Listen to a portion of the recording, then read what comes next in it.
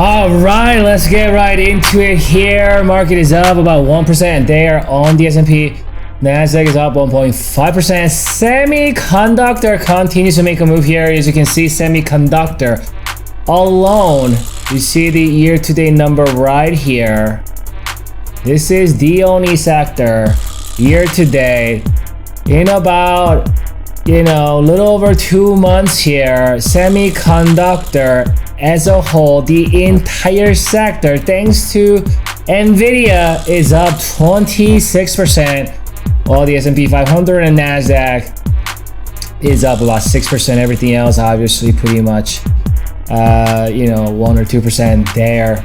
Incredible what the semiconductor sector has done in the last couple years. As you can see, Apple continues to struggle here, pretty much flat today on a bullish day today. The bullish day like today, Google's up, Amazon is up, Nvidia is up 4%. AMD is not following here, 0.3%. Tesla's up a little bit. Meta and Netflix and SMC guy, these guys are continuing to make a move here. Bitcoin, Ethereum is up. Some of these crypto mining stocks up here with the CLSK, MSTR. Let's stick with the S&P 500 ETF.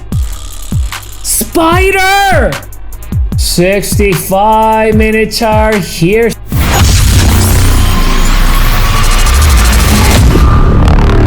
So this is where we closed yesterday.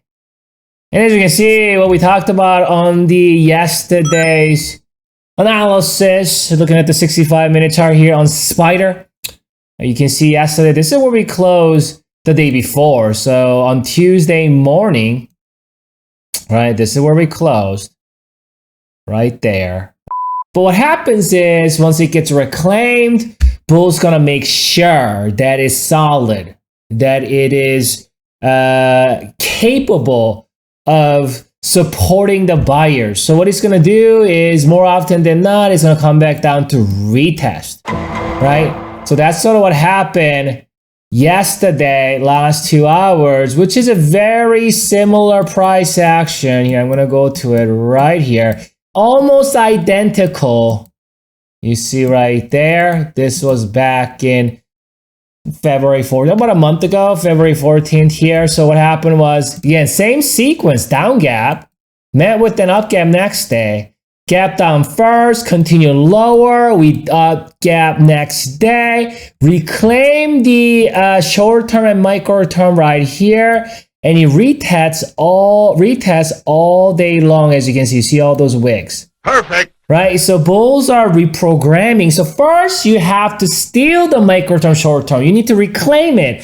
And then once it's reclaimed, you have to make sure, it's gonna support you. So you're gonna reprogram that, and it takes the entire day. So that's what happened here, February 14th, on Valentine's Day, right? It's been reprogramming that micro term and the short term.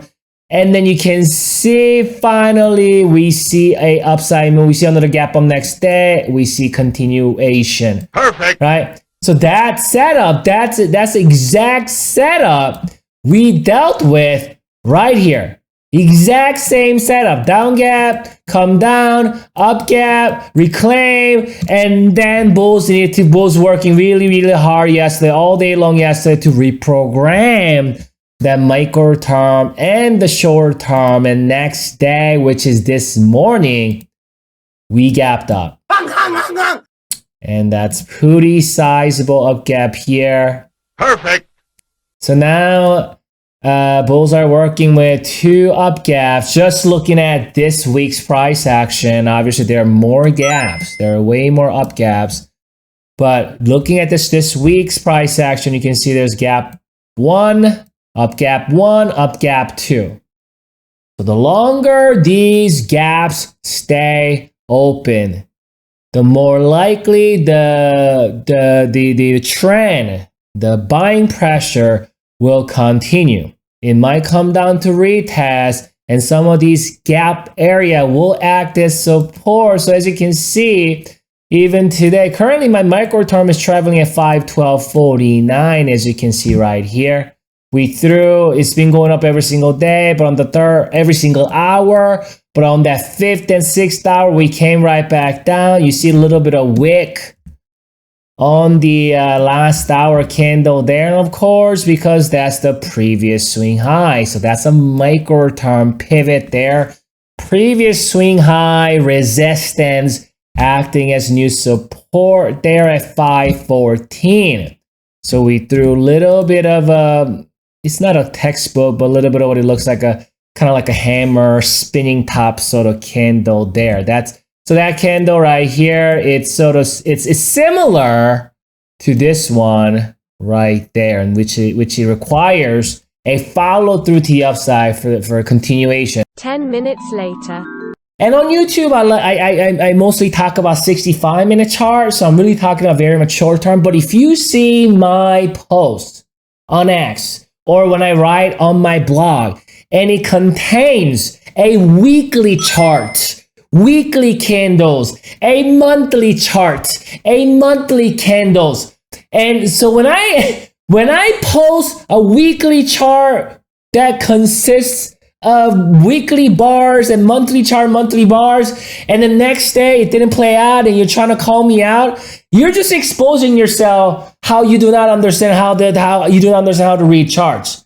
Because when I'm looking at weekly charts or monthly charts, or weekly bars and monthly bars, we're really looking at what could potentially happen in the next couple months.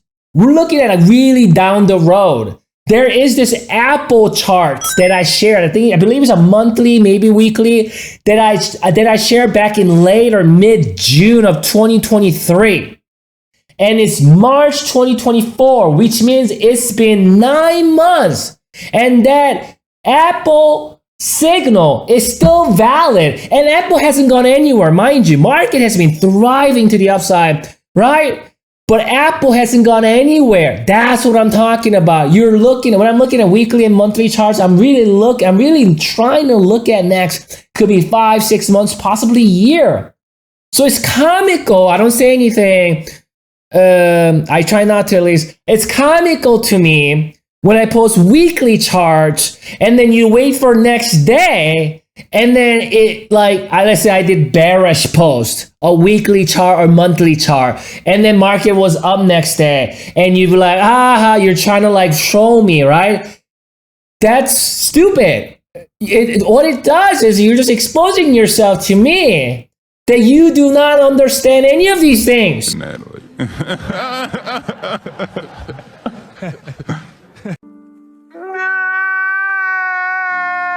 So now it potentially maybe a bull flag or something like that. If we do see a continuation, obviously everything looks bullish. We're going to continue to get benefit of the doubt to the buyers. Micro term, short term, it's reclaimed, and since the month of February, we've only seen a 1-day downturn, and the market has gone up every single day. Every single time there's a 1-day decline, next day we just gone right back up. That's been the trend for the last entire month. So we want to continue to give benefit of the doubt to the buyers. However, in the micro term of things, let's say we do see some kind of a down gap or a continuation to the downside or something like that. 513 is a level, is a gap area. And by the time, tomorrow rolls around, the micro term is probably traveling at around 513 to meet with that gap area. So that's going to be the support. Again, that micro term, the active support here, active support here, active support here. So if we do come down to 513.10, that's probably where we're going to find support. Let's check out that oscillator. So as you can see, the oscillator is here. You know what? Let's zoom out so we can kind of back test, right? Zoom out here. Can we do further? Yes. Let's zoom out all the way here. We're actually going all the way back to we're going all the way back to January, early January. We're looking at last 3 full months. Well, 2 full months because it's early March now. We're looking at last 2 full months here, ladies and gentlemen. As you can see, that's oscillator cross, that's oscillator cross, that's oscillator cross. At oversold, okay, because oscillator can cross in the middle of it or at the top of his band, but at oversold. We talked about this on the last video update, right? And every time micro term and short term was reclaimed, it's there. Micro-term short term, that's there. Micro-term short term, that's there. Micro-term short term, that's there. Micro-term short term, that's there. Micro-term short, well, this one didn't really quite get to the short term. Micro short term, that's there. And you might be thinking, well, okay, are we overbought now? So let's examine. First of all, this is overbought zone right here. Well, extreme overbought zone. Well, there. So as you can see, we have one more day possibility, or one more day up move energy left before it hits the extreme overbought, right? Because you got just a little bit of room right there. And that's what how the oscillator looks like on my 65-minute chart. So, but however, there are times where the oscillator can move sideways after it hits overbought. Perfect. That's what I call oscillator elevation. We haven't seen oscillator elevation for a while. You can see it's been just kind of roll over after hit it. We haven't seen elevation. We've seen it a lot in January, some in February. Actually, the February elevation was straight up pancake right here. It just pancaked. It's just flat, right? At the ceiling, it just made that move. We haven't seen that in March yet, or we haven't even seen it recently since the mid-February, because you can see we haven't seen that oscillator elevation. It's just been oscillating back and forth. So maybe this is time. Maybe it's time that we're supposed to have that elevation now.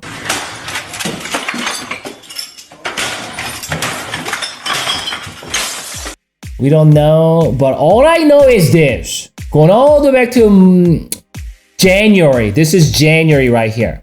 As long as we're above short term and micro term, give benefit of doubt to the buyers. There's a micro term. That's a micro term. That's a micro term. That's a micro term. That's a micro term. That's a micro term. That's a micro term. That's a micro term. That's a micro term. If we lose it to the downside, then we see some volatility. That's a micro term. That's a micro term. That's a micro term. That's a micro term. That's a micro term.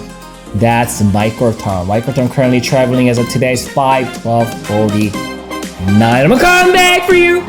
We'll reassess the situation. Enjoy your evening. Go train tomorrow.